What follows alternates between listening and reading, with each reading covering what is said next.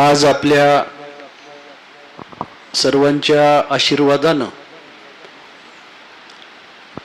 तुकाराम गाथा लिहिण्याचं कार्य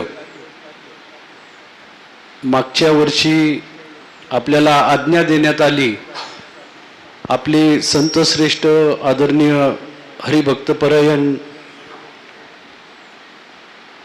आदरणीय बाबाजी, त्याचबरोबर आदरणीय उद्धवजी महाराज आणि हे सर्व भक्तगण जिल्ह्यातून आलेले आहेत, त्यांचं सुद्धा मी मनपूर्वक स्वागत करतो। आणि बाबा, असाच आपला आशीर्वाद असू द्या। आपण जी आज्ञा कराल ती आम्ही शिरसंवाद मानून या तालुक्याचं नाव वैभव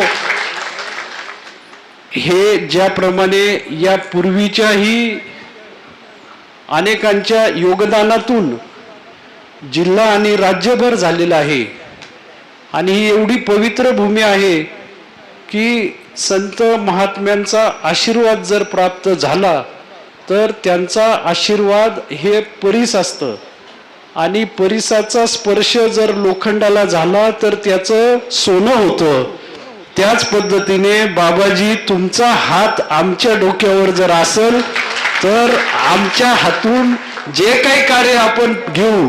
आता विठ्ठलरावने सांगितलं की यापूर्वी आदरणीय गडाख साहेब असतील, शंकररावजी गडाख साहेब असतील, मी असेल, फाटके साहेब असतील, स्वर्गीय आमचे माजी खासदार तुकारामजी गडाख साहेब असतील, या सर्वांनीच अभंग साहेब या कार्याला हातभार लावलेला आहे।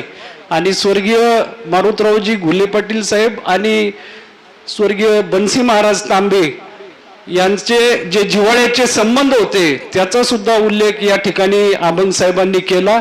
आणि तशाच पद्धतीनं भविष्यात आपली ही वाटचाल वारकरी संप्रदायाला नेहमीच चिरसंवाद मानून त्यांची आज्ञा ही प्रथम मानून वाटचाल आम्ही करूया, एवढंच सांगतो। आणि माझा तर नेहमीचाच अनुभव आहे महाराज की आपलं दर्शन घेतलं आणि कुठल्या कार्याला सुरुवात केली तर त्याच्यात यश हे प्राप्त होतच असतं।